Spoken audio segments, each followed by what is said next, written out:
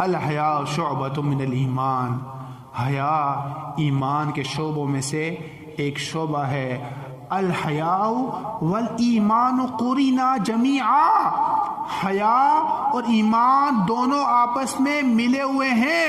فَإِذَا رُفِعَ أَحَدُهُمَا، جب دونوں میں سے ایک ختم ہو جاتا ہے، رُفِعَ الْآخَرُ، دوسرا بھی ختم ہو جاتا ہے۔ اگر انسان کے اندر سے حیا گئی، ایمان بھی چلا گیا۔ رحمۃ اللہ وبرکاتہ۔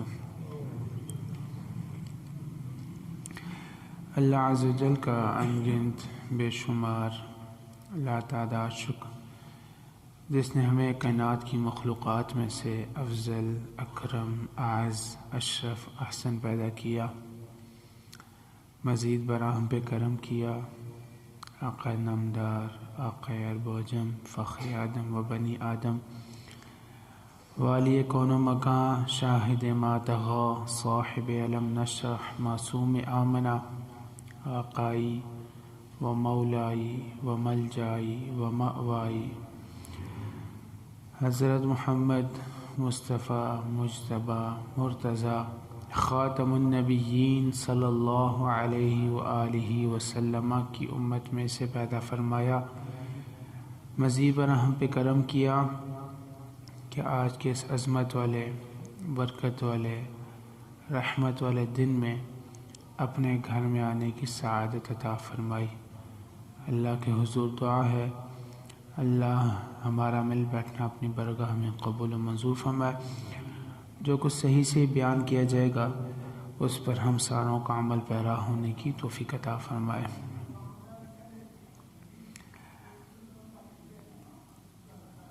آج حیا اور اس کے تقاضے کے متعلق کچھ بات کی جائے گی، چونکہ فروری کا مہینہ چل رہا ہے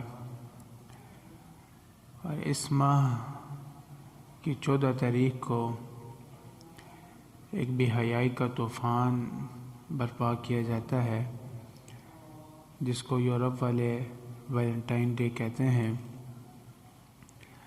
اس دن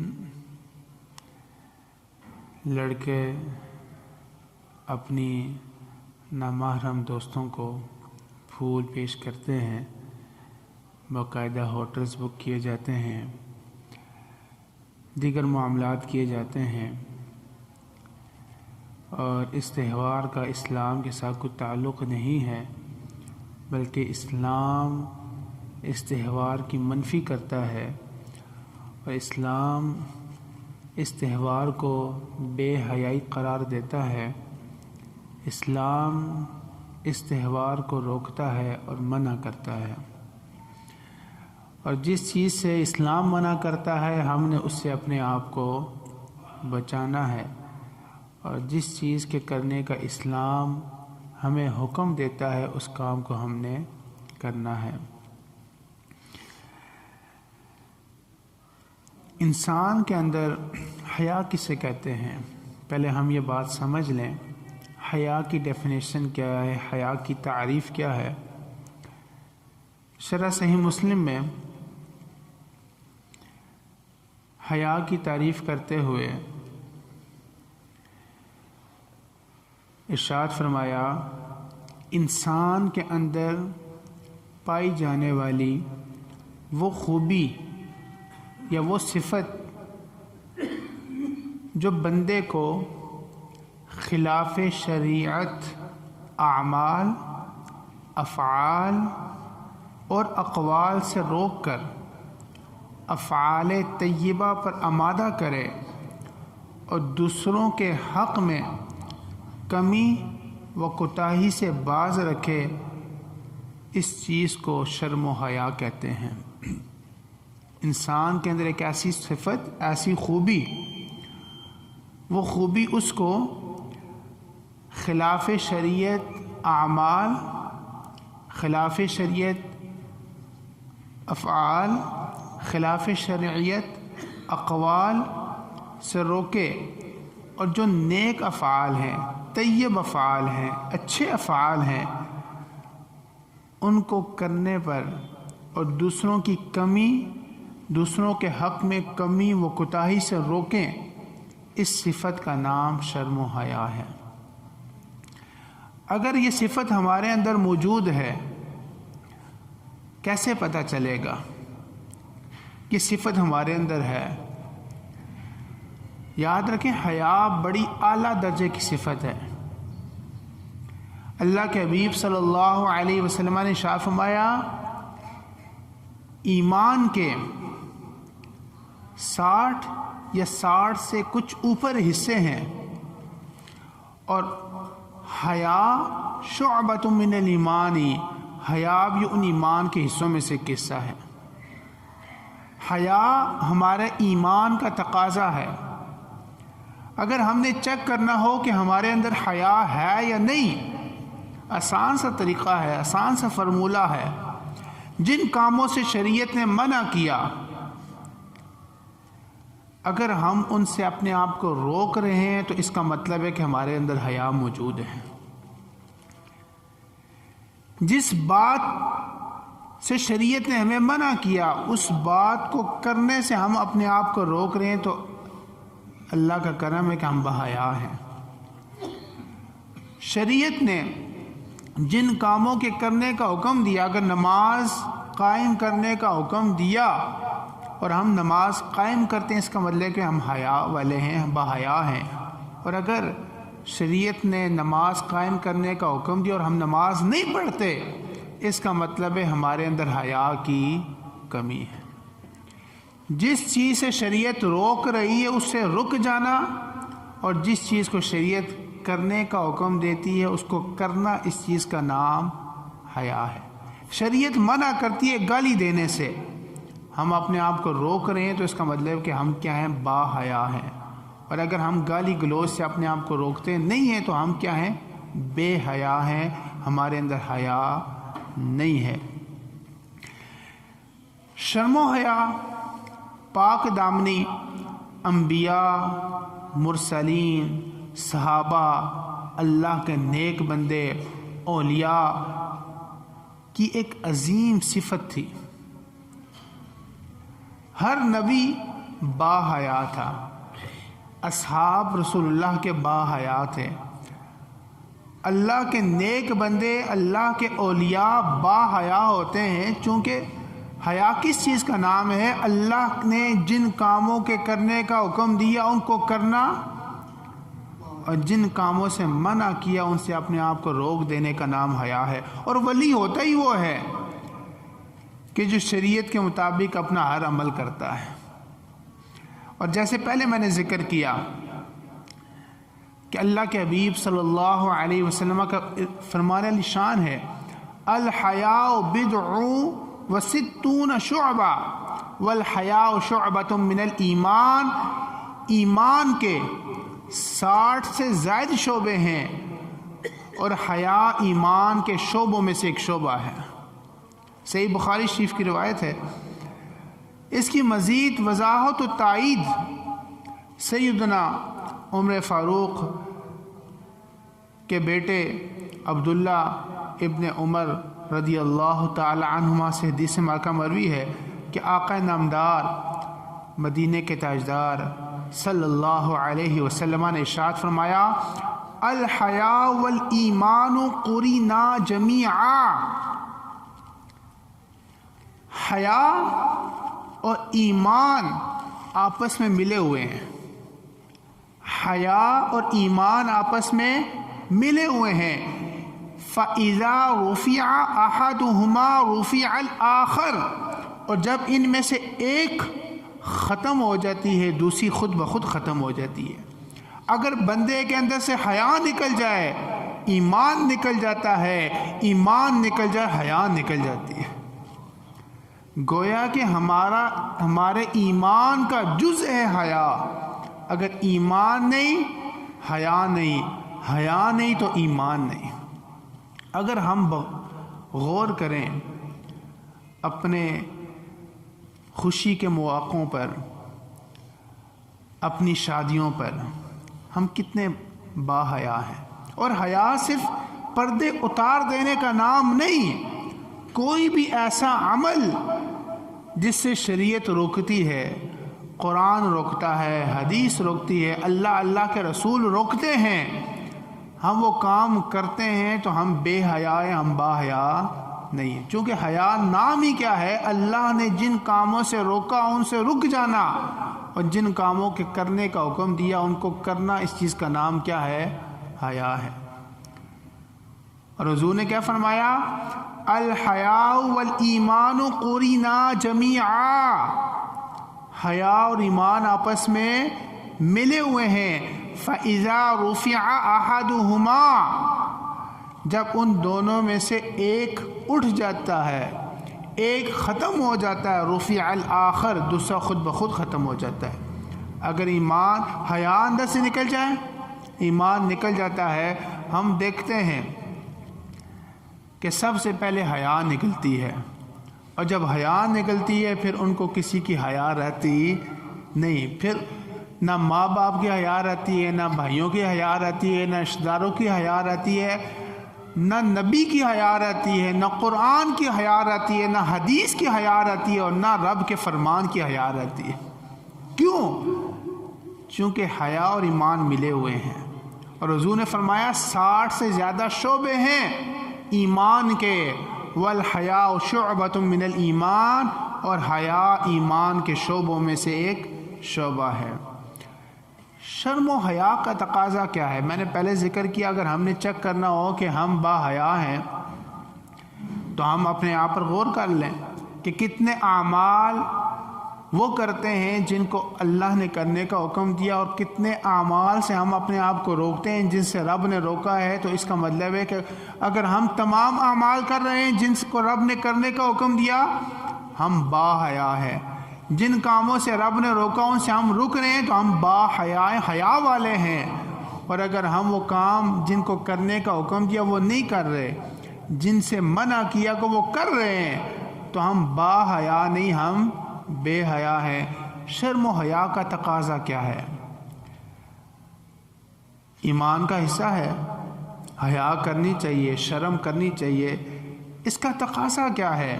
حضرت انس رضی اللہ تعالی عنہ سے مروی ہے، مصطفیٰ جان رحمت صلی اللہ علیہ وسلم کا ارشاد پاک ہے، ما کان الفحش فی شیء الا شانہ، حضور فرماتے ہیں کہ جس میں بے حیائی ہو اسے بے حیائی ابدار کر دیتی ہے۔ یعنی جس بندے کے اندر حیا ختم ہو جائے، بے حیا ہو جائے، تو بے حیائی اس کو کیا کر دیتی ہے؟ ابدار کر دیتی ہے۔ ہر بندہ اس کے اندر عیب تلاش کرتا ہے، چونکہ بے حیائی آ گئی، بے حیائی جس کے اندر آئی، حضور نے فرما دیا اس کو ابدار کر دیتی ہے۔ اور فرمایا وما کان الحیاء فی شیء، اور صرف بندے کی بات نہیں، حضور نے فرمایا جس چیز کے اندر بھی حیا آ جائے الا زانہ، وہ حیا اس کو مزین کر دیتی ہے، آراستہ کر دیتی ہے، سجا دیتی ہے۔ پتہ چلا بے حیائی ابدار کرتی ہے، اور جو حیا ہے، پاک دامنی ہے، شرم ہے، یہ چیز کو مزین کر دیتی ہے، آراستہ کر دی ہے۔ جس کے اندر جتنی حیا ہوتی ہے اللہ تعالیٰ اس کو اتنا مزین فرما دیتا ہے، آراستہ فرما دیتا ہے، لوگوں کے ہاں اس کا مقام مرتبہ اتنا بلند ہو جاتا ہے۔ دیکھیں نا کتنا بلند۔ سب سے بڑے با حیا حضور کی امتیوں میں سے سیدنا عثمان غنی ہے، عثمان عفان ہے۔ سیدہ عائشہ کیا فرماتی ہیں کہ حضور نے فرمایا میں کیوں نہ اس بندے سے حیا کروں کہ جس سے رب کے فرشتے بھی حیا کرتے ہیں۔ یہ کیا ہے؟ ان کے باحیا ہونے کی وجہ سے رب نے ان کو اتنا مزین کیا، اتنا آراستہ کیا کہ رب کے فرشتے بھی سیدنا عثمان غنی سے حیا فرماتے ہیں۔ تو 14 فروری کو ہمارے ملک پاکستان میں، پورے یورپ میں، پوری دنیا میں جو ویلنٹائن ڈے منایا جاتا ہے، اس کا اسلام کے ساتھ کوئی تعلق نہیں ہے۔ اسلام اس کام سے روکتا ہے۔ اور جو یہ کرتا ہے وہ بے حیا ہے. اور بے حیا کے بارے میں بیان فرما دیا کہ حضور نے فرمایا ایمان اور حیا ملے ہوئے ہیں. حیا اٹھ گئی، ویلنٹائن ڈے منانا، نامحرم کسی عورت کو پھول دینا، ڈیٹ کرنا، کوئی تحفہ دینا. یاد رکھیں نامحرم کو جو تحفہ دیا جاتا ہے یہ رشوت میں آتا ہے، یاد رکھیں. اس کو فقہاء نے لکھا یہ کیا ہوتی ہے؟ رشوت ہوتی ہے. اور راشی، ایک تو آپ جو اس کے ساتھ مل رہے ہیں وہ گناہ، ہاتھ ملا رہے ہیں وہ گناہ، ہاتھ ملانے سے اگلے معاملات کر رہے ہیں، بوس و کنار کر رہے ہیں وہ اس سے بڑا گناہ، معاذ اللہ زنا کی طرف گئے وہ تو ہے ہی کبیرہ گناہ. اور جو آپ کو اس کو تحفہ تحائف دے رہے ہیں وہ بھی کیا ہے؟ حرام ہے، دینا گناہ ہے، رشوت ہے. اور الراشی والمرتشی کلاہما فی النار، رشوت لینے والا دینے والا دونوں جہنمی ہیں. شرعی طور پر آپ کے لیے اس کو رشوت دینا جائز نہیں ہے. الراشی والمرتشی کلاہما فی النار. اسلام اس چیز سے روکتا ہے. اسلام حیا کا درس دیتا ہے، اسلام بے حیائی سے روکتا ہے. دیکھیں نا حیا کتنی عظیم چیز ہے. محسن کائنات، ہمارے آقا، ہمارے دلوں کی دھڑکن، حضور جان رحمت کائنات صلی اللہ علیہ وسلم کے بارے میں ارشاد فرمایا. سیدنا ابو سعید خدری فرماتے ہیں کہ حضور کتنے باحیات ہیں. سیدنا ابو سعید خدری فرماتے ہیں کان النبی صلی اللہ علیہ وسلم اشد حیاء من العذراء فی خدرها، کہ پردے میں رہنے والی کنواری عورت سے زیادہ باحیا ہمارے حضور تھے. وہ عورت جو کنواری ہو اور پردے میں رہنے والی ہو. اگر جو بڑی عمر کے لوگ ہیں یہ سمجھ سکتے ہیں، آج کل تو حالات ہی عجیب سے ہوئے ہیں نا. کنواری عورت کتنی باحیا ہوتی تھی، ساری زندگی جب تک اس کی شادی نہیں ہوتی کوئی غیر محرم اس کو دیکھتا نہیں تھا. اور کبھی اس طرح نظر پڑ جائے فوراً بھاگ کر اندر کمرے کے بالکل اندر نکر میں چلی جایا کرتی تھی کہ مجھے فلانے نے دیکھ لیا. اتنی باحیا. ابو سعید خدری فرماتے ہیں اور اس زمانے کی کنواری عورتیں حضور اتنے باحیا تھے، پردے میں رہنے والی کنواری عورت سے زیادہ آقا کریم صلی اللہ علیہ وسلم حیا فرمانے والے تھے. اور فرماتے ہیں فَإِذَا رَأَى شَيْئًا يَكْرَهُهُ عَرَفْنَاهُ فِي وَجْهِهِ، جب آقا کریم صلی اللہ علیہ وسلم کو کوئی بات ناگوار گزرتی تو ہم حضور کے چہرے سے پہچان لیتے کہ حضور کو یہ بات پسند نہیں آئے. حضور کے چہرے کی رنگت بدل جایا کرتے تھے. اتنے حضور کیا تھے؟ باحیات ہے. اور ہم حضور کی امتی ہیں، ہم نے حضور کی سنت کو اپنانا ہے. حضور اتنے باحیات ہے تو ہمیں بھی کوشش کرنی چاہیے ہم اپنے آپ کو باحیا بنائیں. آج ہمارے اندر حیا ختم ہو گئی. بہت ساری چیزیں جو ہمارے اندر سے حیا کو نکالنے والی ہیں. موبائل، پہلا دور تھا کہ کسی کی اگر تصویر آ جاتی تھی بندہ کئی دنوں تک رہتا تھا یار اس کی میں نے تصویر نہیں دیکھنی تھی. تو سر عام ننگی تصویریں کیا سب کچھ چل رہا ہوتا ہے اور فکر ہی نہیں ہوتی. ایک دور ہوتا تھا کہ اپنی ماں کے ساتھ بہن کے ساتھ بیٹھ کر بندہ کوئی ایسی ویسی بات بھی نہیں کر سکتا. شادی کی بات بھی کرنی ہو بہن کے ساتھ تو بڑا سوچ سمجھ کے بات کی جاتی تھی. تو بہن کو ساتھ لے جا کر سینما ہال لے جایا جاتا ہے. خود بیٹی کو لے کر ماں کو لے کر کے سینما ہال. یہ حیا ختم. بہت ساری چیزیں ہمارے اندر سے حیا ختم کرنے والے ہیں. بہت سارے طریقے ہیں لیکن ہم نے اپنے آپ کو ان چیزوں سے جو ہمارے اندر سے حیا کو کھینچنے والی ہیں ان چیزوں سے ہم نے اپنے آپ کو بچانے کی کوشش. دیکھیں نا فیس بک ہے، کوئی لازمی نہیں ہے ہم نے موبائل اگر ملٹی میڈیا رکھا ہے تو لازمی اس پہ فیس بک ہم نے ڈاؤن لوڈ کرنی آئی ڈی بنانی ہے. ہوتا کیا ہے کہ آپ کہیں بھی بیٹھے ہیں نا، کسی محفل میں بیٹھے ہیں بس کھول لیں گے. اب فیس بک پہ جب اوپر نیچے آپ ٹرول کر رہے ہیں تو ایک نعت آئی اوپر گیا، ساتھ ہی تلاوت آئی، ساتھ ہی نیچے اچھیاں شروع ہو گیا. ساتھ ہی اوپر کیا تو کسی اور ملک کا کیا گند آ گیا، ساتھ ہی اوپر کیا کوئی اور گند آ گیا، ایسے ہی چل رہا ہوتا ہے۔ آپ مسجد میں بیٹھے ہوئے ہیں تب بھی یہ معاملات چل رہے ہیں، مدرسے میں بیٹھے ہوئے تب بھی یہ معاملات چل رہے ہیں، اسی طرح دیگر جو جتنے بھی ایسی ایپس ہیں۔ ضرورت کی حد تک اگر ہے بہت ضرورت تو رکھیں، اگر سمجھتے ہیں کہ اس کے بغیر میری زندگی گزر سکتی ہے تو اس کو چھوڑ دیں۔ ہم نے اپنے آپ کو باحیا رکھنا ہے۔ یاد رکھیں آج ہم باحیا ہوں گے، ہماری اولاد، ہماری آنے والی نسل باحیا ہوگی۔ اگر ہم بے حیا ہوگے تو آنے والی نسل ہم سے ایک درجہ کئی گنا بڑھ کر بے حیا ہوگی، اور ایسا نظر آ رہا ہے۔ الحیاء شعبۃ من الایمان، حیا ایمان کے شعبوں میں سے ایک شعبہ ہے۔ اور یاد رکھیں جیسے ہم لوگوں سے حیا کرتے ہیں نا، بہت سارے کام ہم چھپ کے کرتے ہیں لیکن لوگوں کے سامنے نہیں کرتے، کیوں؟ کہ لوگوں سے ہمیں کیا آتی ہے؟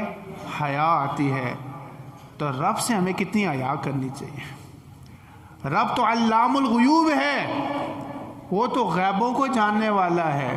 وہ جو چھپ کر ہم کر رہے ہوتے ہیں رب تو اس کو بھی دیکھ رہا ہوتا ہے۔ جب بندے سے ہم اتنی حیا کرتے ہیں، رب سے ہمیں کتنی حیا کرنی چاہیے؟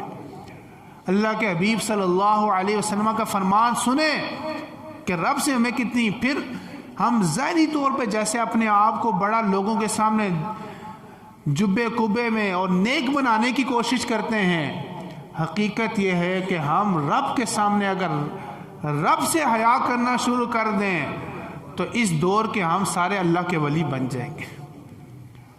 اور رب سے حیا کرنا ہمارا ایمانی تقاضا ہے کہ ہم رب سے کیا کریں؟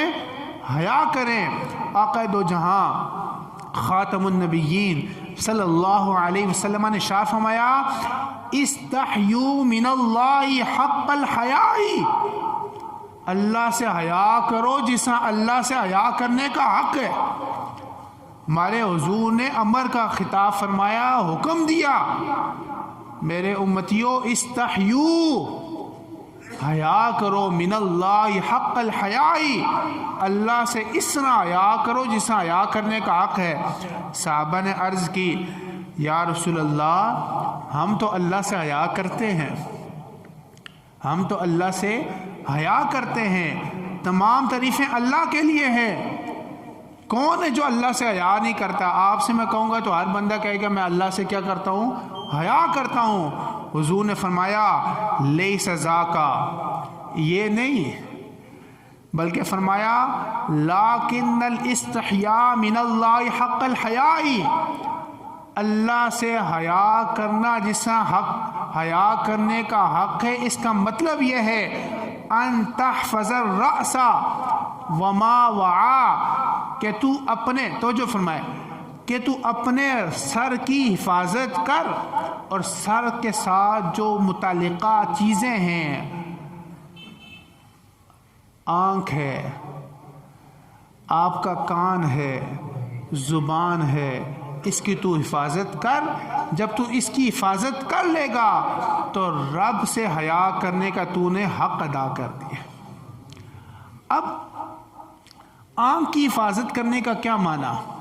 سر کی حفاظت کرنے کا کیا معنی؟ اور سر سے ملتی آنکھ کی حفاظت کرنے کا معنی یہ ہے کہ جہاں آنکھ کے استعمال کرنے کی رب اجازت دیتا ہے وہاں پر تو آنکھ کا استعمال کر، اور جہاں پر رب کا حکم یہ ہے کہ یہاں پر آنکھ کا استعمال نہیں کرنا، وہاں سے اپنی آنکھ کو روک دینا، یہ رب سے حیا کرنے کا حق ادا کر دیا۔ اگر ہم نامحرم کو، غیر محرم عورتوں کو دیکھتے ہیں، چاہے موبائل پر دیکھتے ہیں یا بازاروں میں دیکھتے ہیں یا گھروں میں دیکھتے ہیں، کسی بھی طرح دیکھتے ہیں، تو ہم نے رب سے حیا کرنے کا حق ادا نہیں کیا۔ کان میں وہ آواز جس سے رب راضی ہوتا ہے، اگر ہم وہی آواز ڈالتے ہیں تو ہم نے رب سے حیا کرنے کا حق ادا کر دیا۔ اور کان میں وہ آوازیں ہم ڈالتے ہیں، وہ آوازیں سنتے ہیں، گانا سنتے ہیں، دیگر وہ معاملات جس سے رب روکتا ہے، رب کے حبیب روکتے ہیں، تو ہم نے رب سے حیا کرنے کا حق ادا۔ زبان، چغلی کرتے ہیں، جھوٹ بولتے ہیں، دھوکہ دہی دیتے ہیں، غیبتیں کرتے ہیں، بہتان بازیاں کرتے ہیں، گالی گلوچ کرتے ہیں، اس زبان سے غیر محرم عورتوں سے باتیں کرتے ہیں، تو ہم نے رب سے حیا کرنے کا حق ادا، اور وہ کام جن سے رب نے روکا ہے ہم اس سے اپنی زبان کو روک لیتے ہیں، زبان سے وہ کام جو کرنے والا ہے وہ کرتے ہیں، تو گویا کہ ہم نے رب کا حق ادا کر دیا۔ حضور نے فرمایا یہ نہیں کہ تم رب سے حیا زبان سے کہتے ہو تو بس حیا کا حق ادا کر دیا، نہیں، فرمایا ان تحفظ الراس وما وعا، سر اور سر کے ساتھ جو متعلقہ چیزیں ہیں ان سے تو رب سے حیا کر، ان کی تو حفاظت فرمایا۔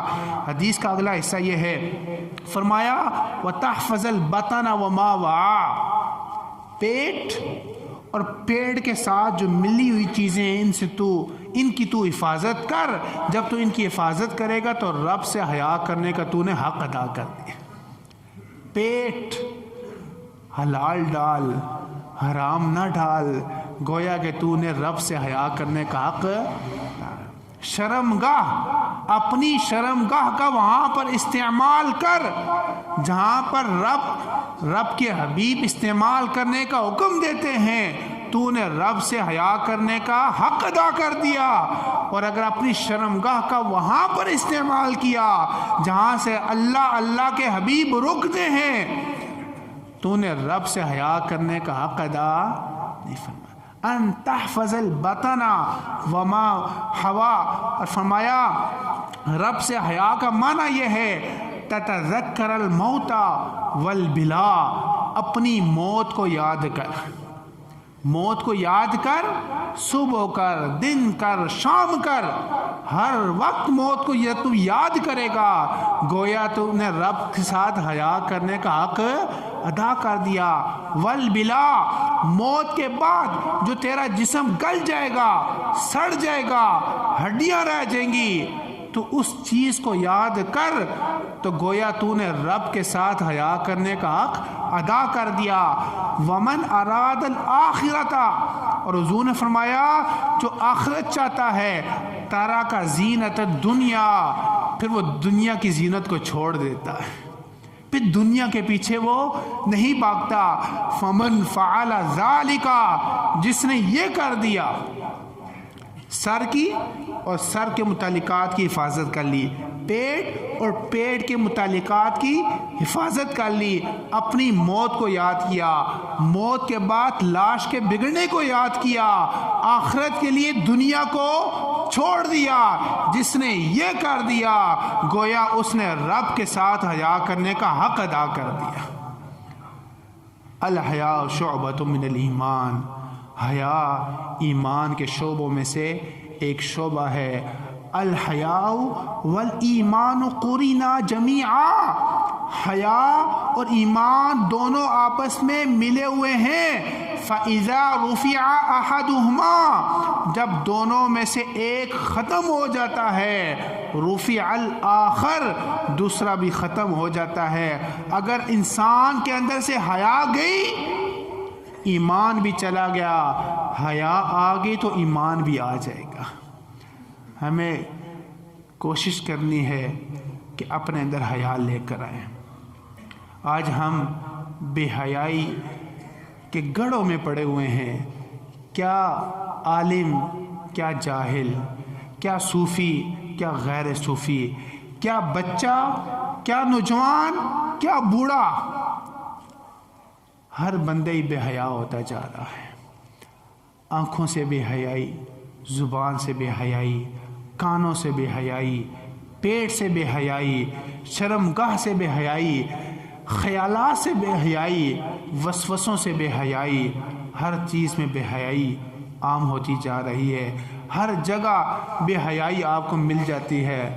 حیا دینے والے کم لوگ رہ گئے۔ وہ لوگ جو اس دور میں بھی با حیا ہیں، اللہ کے مقرب بندے ہیں، ایسے لوگوں کے ساتھ جڑ جائیں، اللہ ہمیں بھی با حیا بنا دے گا۔ وما علیہ الا البلاغ۔